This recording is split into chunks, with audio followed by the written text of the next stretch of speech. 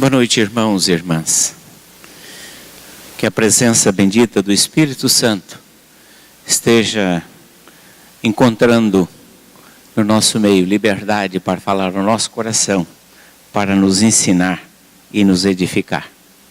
Que o tempo que nós passarmos aqui, nesse momento de culto e de adoração, seja um momento muito proveitoso, edificante, e retornemos aos nossos lares, às nossas atividades, aos nossos afazeres, com a certeza que esse foi um momento abençoado e edificante.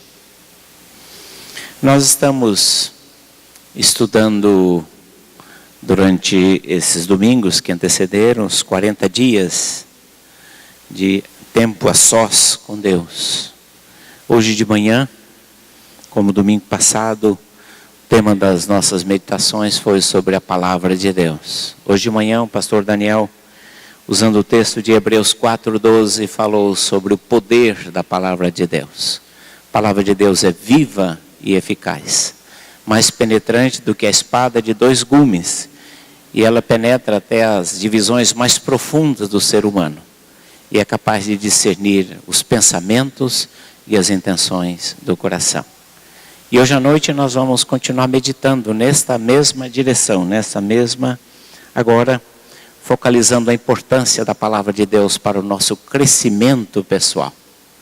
Como a palavra de Deus é útil para o nosso crescimento como crentes, discípulas do Senhor Jesus.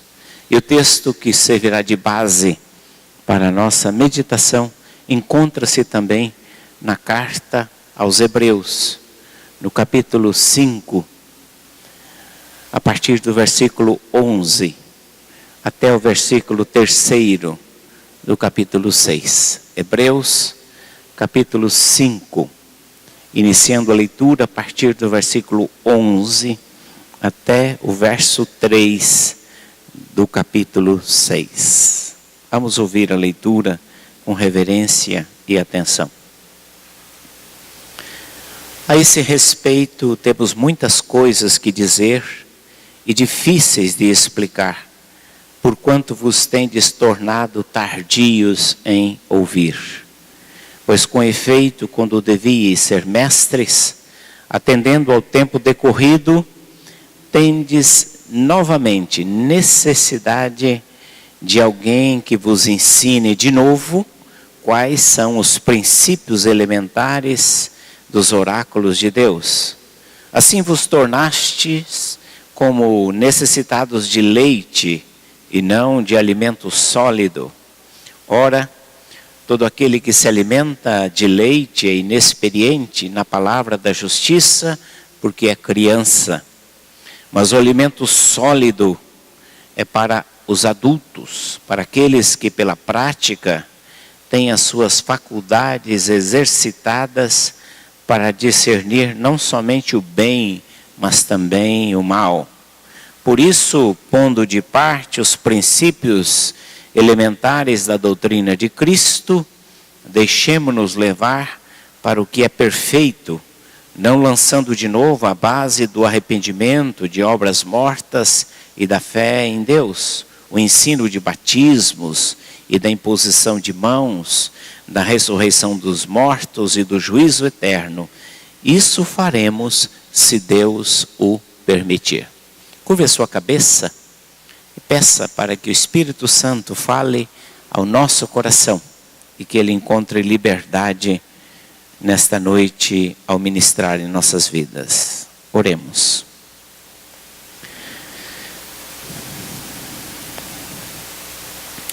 Pai querido, Pai eterno, nós louvamos e bendizemos o Teu nome, porque Tu tens nos dado a graça, a bênção, o privilégio de pertencer ao Teu povo, pertencer à igreja de Jesus Cristo. E sobretudo ouvir a Tua palavra, que é o alimento, sustento, a direção. Ela é o guia seguro para as nossas vidas. Ela é a base onde depositamos a nossa fé em Cristo Jesus. Mas, ó Deus, nós precisamos crescer na graça e no conhecimento. Por isso nós te pedimos que o teu Santo Espírito ministre, Ele mesmo ministre aos nossos corações. Ele é o autor das Escrituras. Ele levantou homens e mulheres a registrar esses fatos. E nós cremos que há um propósito, há uma finalidade. Por isso estamos congregados ao redor da tua palavra em nome de Jesus.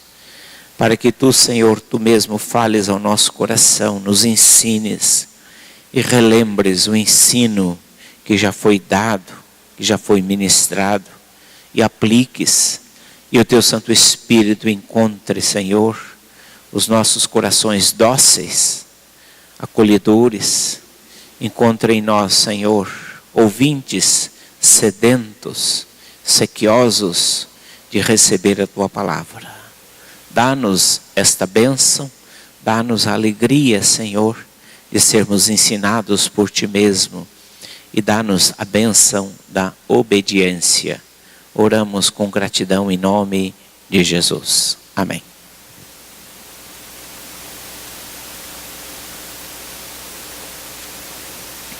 Um amigo nosso, presbítero de uma igreja que eu pastoreei alguns anos atrás, constatou que o seu filho mais velho não estava crescendo na proporção devida à sua idade.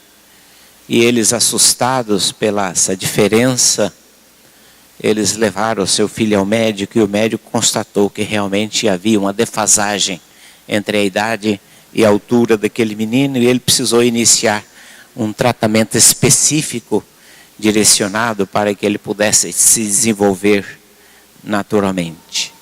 Do ponto de vista físico, nós percebemos isso com muita facilidade. Quando nós não estamos crescendo adequadamente, ou quando estamos crescendo na horizontal demasiadamente. É muito fácil, perceptível, e a gente fica assustado quando o crescimento na horizontal, ou a falta do crescimento na vertical, alguma coisa está em desconforme, e nós procuramos alguma maneira, alguma forma de corrigir isto. Todavia, nem sempre é possível perceber a falta, a ausência do crescimento espiritual. Agora, contudo, a Bíblia identifica os problemas quando está havendo ausência do crescimento espiritual. Pelo menos 2 passagens, 2 episódios bíblicos são muito nítidos nesta identificação do sintoma da falta do crescimento. O primeiro deles se encontra na primeira carta de Paulo aos Coríntios, em duas ocasiões, no capítulo 1, no capítulo 3, ele faz referência a isto, quando ele se dirige aos Coríntios. Ele diz assim: irmãos, eu quando fui ter convosco, eu não pude falar como espirituais, porque leite vos dei a beber, vocês não podiam suportar alimento sólido. E no capítulo 1, ele já faz referência a isto, esta falta do crescimento, e diz: porque há contendas entre vós, vocês estão brigando entre vocês. E segundo o apóstolo Paulo, essas contendas, essas querelas, essas discórdias eram o sintoma da falta do crescimento espiritual. E vocês ficam aí com esses partidarismos. Alguns dizem: eu sou da linha de Paulo, eu sou do grupo de Apolo, e outros diziam: eu sou de Pedro. E tinha alguns que se julgavam mais espirituais. Não, nós somos de Cristo, e assim por diante. E ficavam esses grupos se digladiando na igreja, e cada um reivindicando para si a primazia, a ortodoxia, a melhor interpretação das Escrituras, e assim por diante. E Paulo diz: isto é sintoma de falta de crescimento, porque vocês não estão entendendo. Porque quem é Paulo? Quem é Apolo? Eu plantei, Apolo regou, mas quem deu o crescimento é Cristo. E eu dou graças a Deus que eu não batizei nenhum de vocês, exceto os da casa de Estéfanes, para que ninguém pudesse dizer que é crente em mim, que a sua fé esteja alicerçada em mim. Nós somos apenas servos de Deus. Portanto, aqui um primeiro sintoma da falta do crescimento espiritual, quando começam essas contendas, essas querelas, partidarismos, os grupos, ou para usar a linguagem moderna, as panelinhas, eram sinais de falta de crescimento espiritual. Mas há um outro episódio bíblico que identifica a falta do crescimento espiritual. Ele está registrado na Epístola de Paulo aos Gálatas. E ali o problema assume um outro nome, um outro perfil. Ali o problema é o legalismo. O que é que Paulo está dizendo com isto?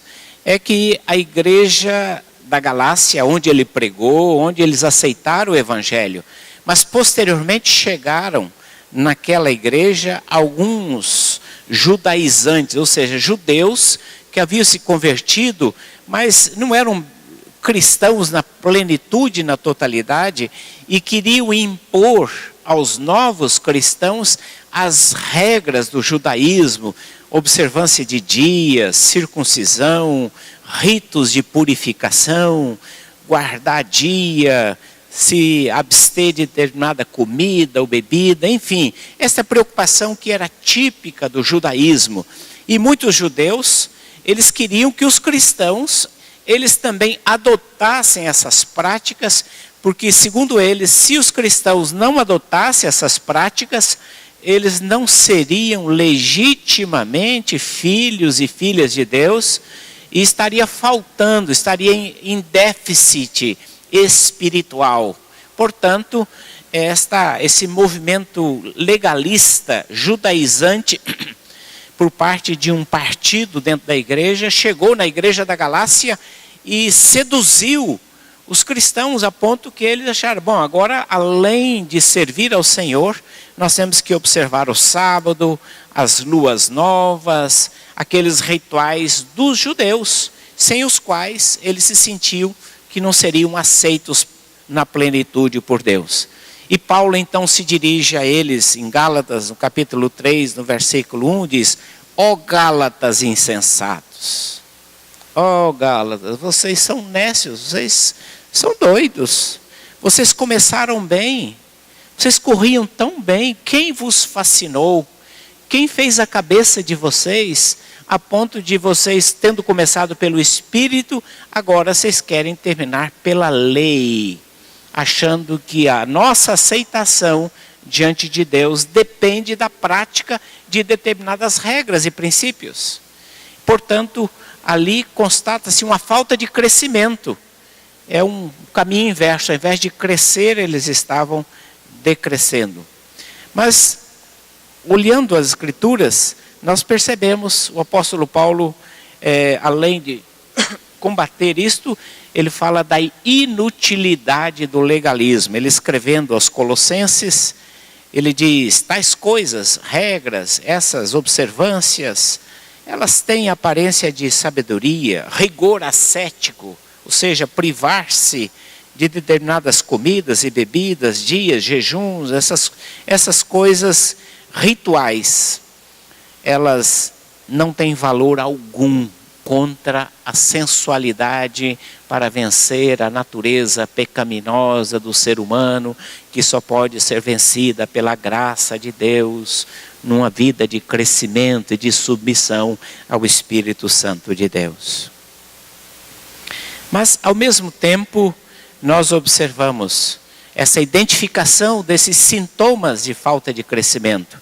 Mas aqui nós encontramos também o diagnóstico, porque basicamente, tanto os coríntios, quanto os gálatas, como os destinatários da carta aos hebreus não estavam crescendo. E aqui a identificação, a falta de crescimento é um problema de ouvido. O problema é de ouvido.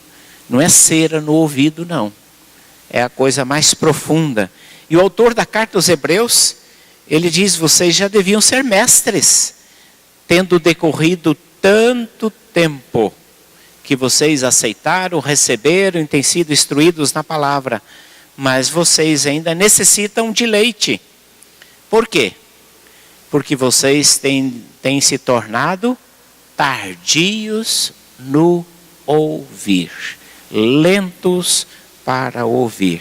Então aqui a identificação do problema, a raiz Lá está os sintomas, aqui está o diagnóstico.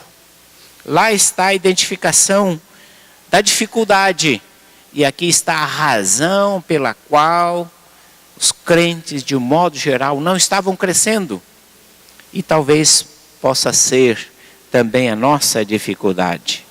Portanto, vamos examinar, à luz disto que foi colocado, os empecilhos ao crescimento. O primeiro grande empecilho para o crescimento é ouvidos rebeldes. O Senhor Jesus se referiu a esse tipo de ouvintes. Os ouvintes que ouvem, mas não praticam.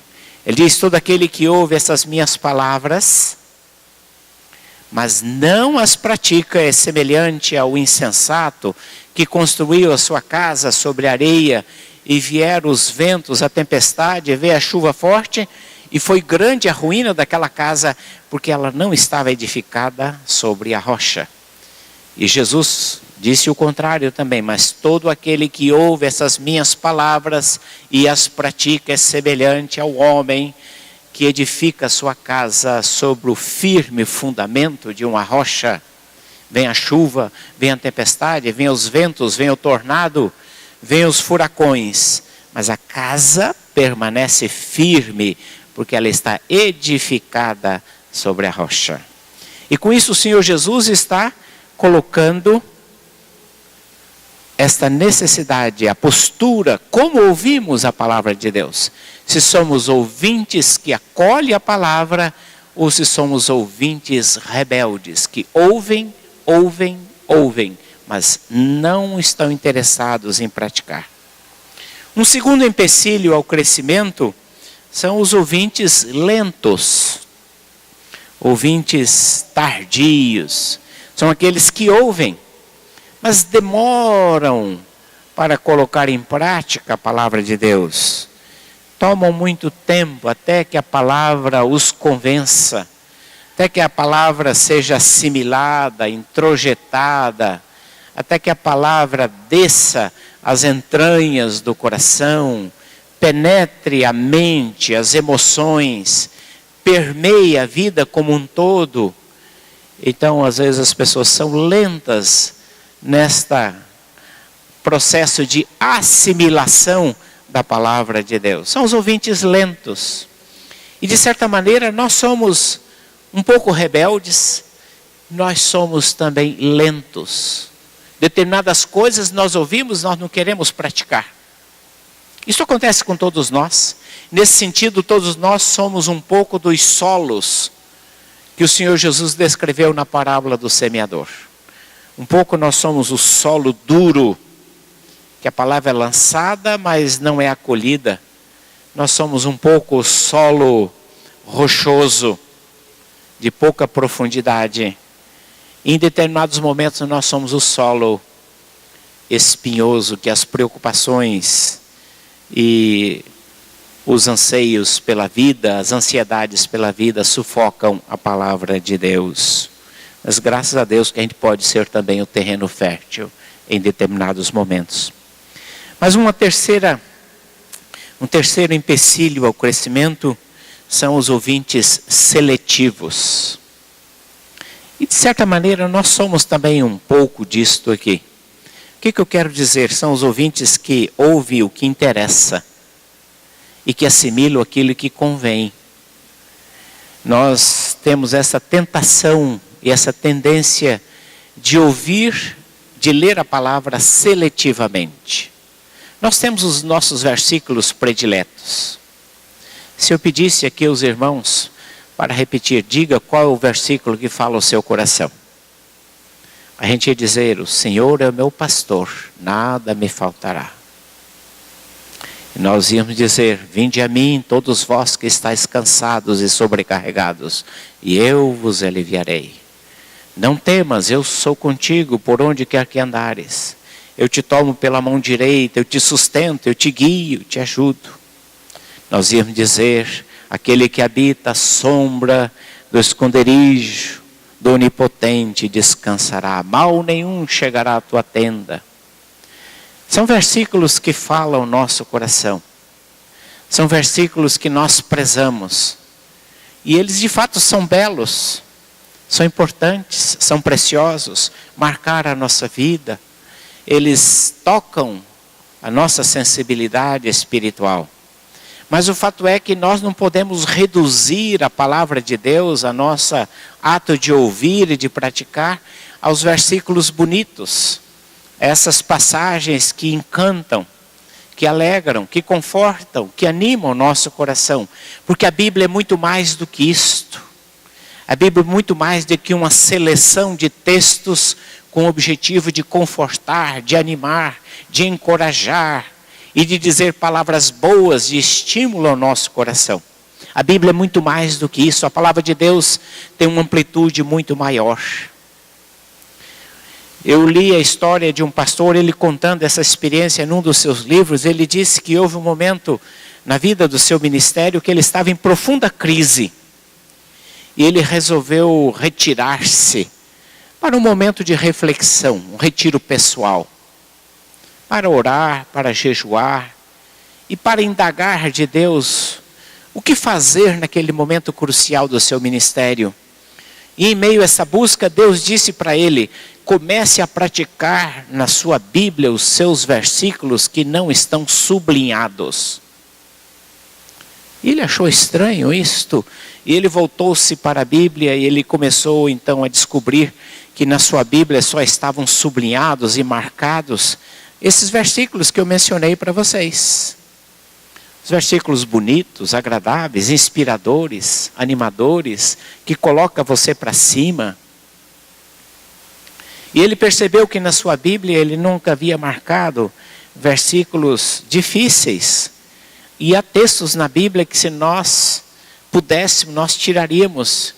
Se alguém te pedir a capa, dá a túnica. Se alguém te pedir para caminhar 1 milha, vai com ele 2. E se alguém te ferir a face direita, oferece a esquerda. E se alguém te pede, ofereça. Ame o teu inimigo, ore pelo teu inimigo. Se o teu inimigo tiver fome, dá-lhe de comer. Se tiver sede, dá-lhe de beber. Esses versículos não estão sublinhados na nossa Bíblia e não estavam também na dele. Ele começou a perceber que ele havia selecionado e escrito uma Bíblia para suas conveniências. E ele chamou isso de um evangelho segundo os santos evangélicos. É o 5º evangelho. Em que nós escolhemos os textos bonitos, interessantes e convenientes e apropriados. Mas aqueles que Jesus tem uma exigência mais profunda, como diz, vai e vende tudo quanto tens, dá aos pobres, vem e segue. Não, isso ele disse para o moço rico, isso não se aplica a nós. Ele diz assim: este não está na minha Bíblia, não está no meu evangelho, que ele chamou do evangelho segundo os santos evangélicos. Nós somos ouvintes seletivos, todos nós. E eu confesso que eu também sou ouvinte seletivo. Eu gosto muito de ler os salmos. Mas há textos da Bíblia que eu penso, poxa vida, esse texto aqui é difícil. Esse texto é difícil. Eu não sei por que Jesus disse isso. Eu não sei por que o apóstolo escreveu essas coisas aqui. Mas eles estão lá na Bíblia, nos desafiando. Eles estão lá na Bíblia, esperando que nós os ouçamos com a mesma maneira como nós ouvimos aqueles versos, aquelas passagens agradáveis. Mas há um quarto empecilho, que é um quarto tipo de ouvinte que eu selecionei, que são os ouvintes preguiçosos. Aqueles que ouvem, mas não questionam o que estão ouvindo. O pastor está falando, eu acho que está certo. O pastor falou, está falado, né? Então você transfere para o pastor, para o preletor, para o pregador, a responsabilidade de dizer se está certo ou se não está certo. Se aceitamos ou não aceitamos. Contudo, não é esta a melhor postura para o crescimento. E nós temos um modelo bíblico, um ponto de partida bíblico para o crescimento. É o modelo dos bereanos.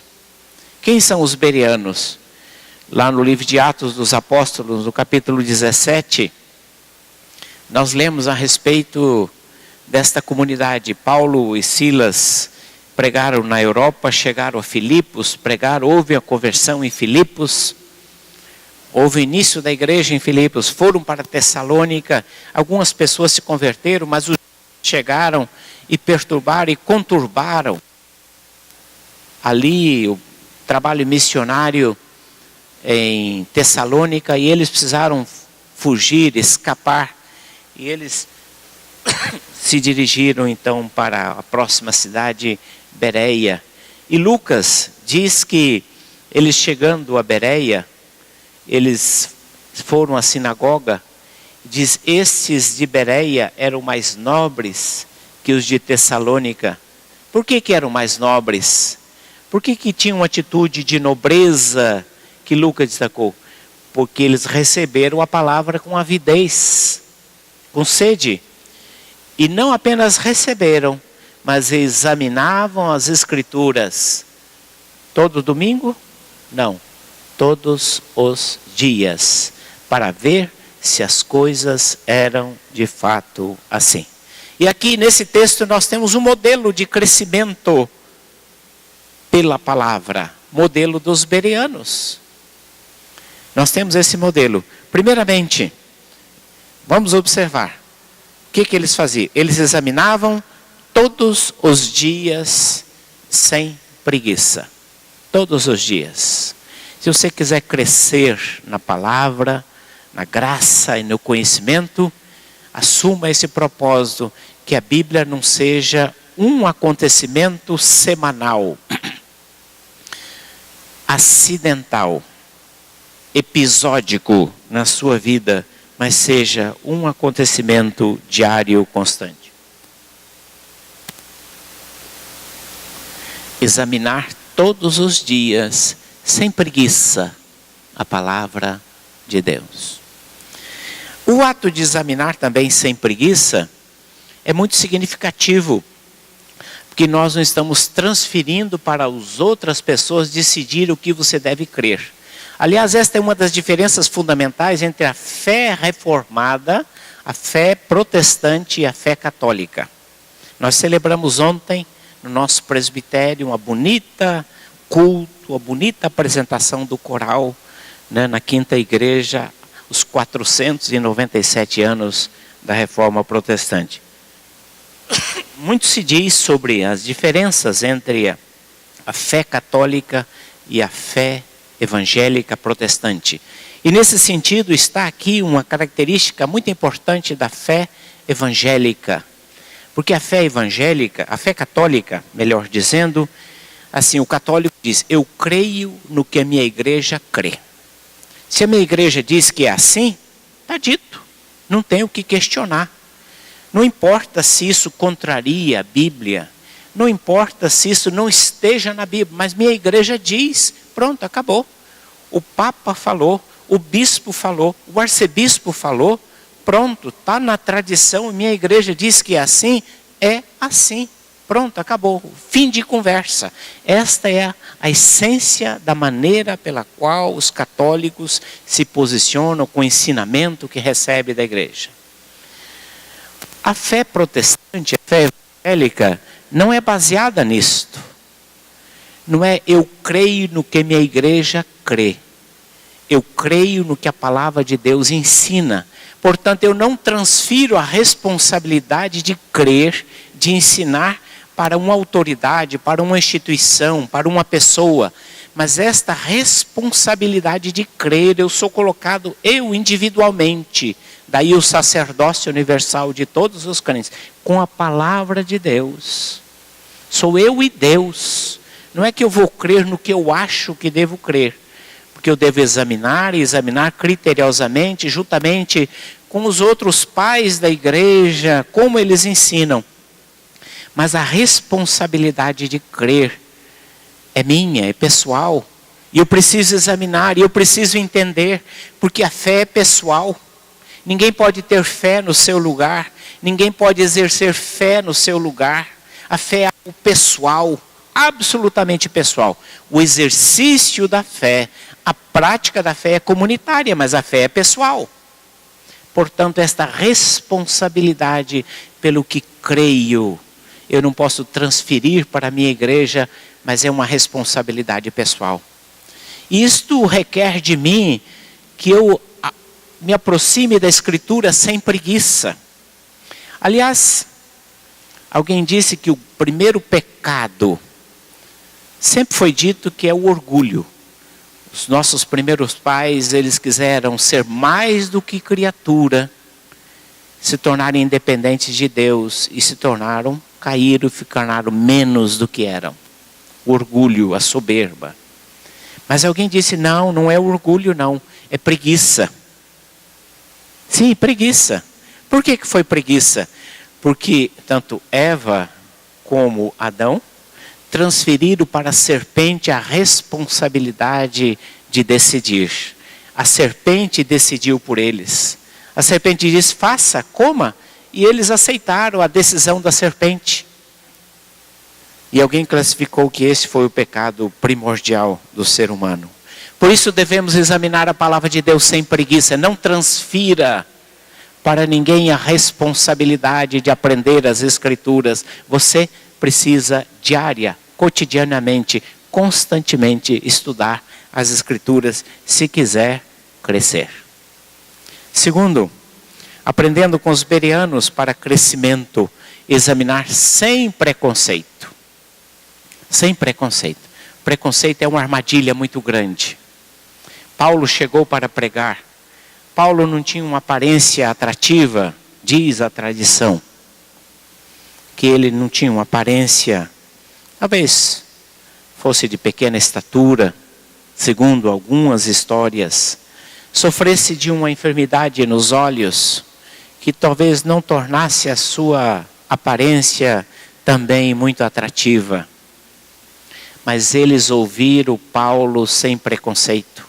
Paulo estava vindo de uma prisão em Filipos, estava vindo de um tumulto em Tessalônica. Talvez, mas o que esse camarada aqui? Onde ele passa só cria confusão?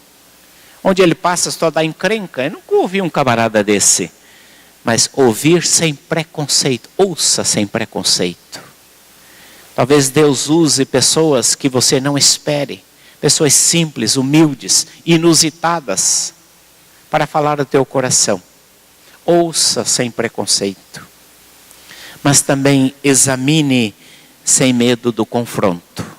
Porque às vezes você não examina porque você sabe que a Bíblia vai tocar numa ferida. A Bíblia vai questionar um pecadinho de estimação que você tem. A Bíblia talvez vai questionar uma prática que você sabe que é pecaminosa e que ela claramente condena. Às vezes a gente convenientemente fecha a Escritura porque a gente tem medo que a Bíblia fira, contrarie os nossos conceitos, as nossas percepções. Examine sem medo do confronto. Mude. Grande pregador do século XIX. Ele diz, ou o pecado me afasta desse livro, ou este livro me afasta do pecado. Porque quando você começa a estudar este livro, quando você começa a ler este livro vai permeando a sua vida, e ele começa a levantar inquietações e perguntas que você precisa fazer. Será que como tem sido a minha vida? E este livro é um livro questionador. Ele fala ao nosso coração. Examine sem medo do confronto. E eu diria, examine sem moderação. Pode examinar sem moderação, que não há risco nenhum do exagero no estudo da palavra. Porque se houver exagero, esse próprio livro corrige. Esse próprio livro se encarrega de colocar num santo equilíbrio a nossa vida. Concluindo para a nossa reflexão nesta noite desse tema, crescendo com a palavra. Alguém disse que a vida cristã é andar de bicicleta. Se você para, você cai. Por isso está sempre andando. Você fracassou hoje, recomeça amanhã. Cada dia as misericórdias do Senhor se renovam na nossa vida. Você não conseguiu obedecer? Você falhou, fez um plano de leitura da Bíblia, fracassou, abandonou? Recomeça, recomeça. Cada dia você pode recomeçar. Cada dia é oportunidade de reinício de uma jornada de crescimento espiritual. A segunda coisa que eu gostaria de deixar com os irmãos, as irmãs, nesta noite, dentro desse tema, é que cristãos amadurecidos produzem fruto. Assim como na biologia há um tempo próprio para a reprodução. Quando o organismo humano, tanto do homem quanto da mulher, ele está preparado para a reprodução. É a maturidade biológica. Assim também, o cristão amadurecido, ele produz fruto. E fruto, nós sabemos o que é o fruto. Gálatas 5, 16 a 21. O fruto do Espírito é amor, paz, alegria, bondade, mansidão, domínio próprio, fé, temperança. E contra essas coisas não há regra, não há lei. Porque isso é o fruto do Espírito fluindo através das nossas vidas, através do nosso viver. E eu gostaria de lembrar você que Deus precisa de cristãos amadurecidos. Há tarefas que Deus gostaria de confiar a você, mas Ele precisa de crentes robustos na fé. Os pais que têm filhos pequenos, às vezes uma criança, às vezes no afã de ajudar, às vezes quer carregar um móvel, quer carregar um objeto pesado, diz, não filho, é pesado para você, deixa que eu faço. Porque nós temos preocupação, há pesos que são excessivos para as crianças. Mas o adulto, ele está preparado para carregar pesos, desempenhar tarefas. E Deus precisa de cristãos amadurecidos. Esse é o desafio. Será que nós estamos prontos para sermos resposta às necessidades de Deus? Antes crescei na graça e no conhecimento. O projeto de Deus é um projeto de crescimento. Você nasceu de novo. Você precisa crescer. Todos nós precisamos crescer. E crescer até a medida da estatura de Cristo. Ser semelhantes a Cristo. Que Deus assim nos abençoe. E nos ajude nesta jornada. Amém.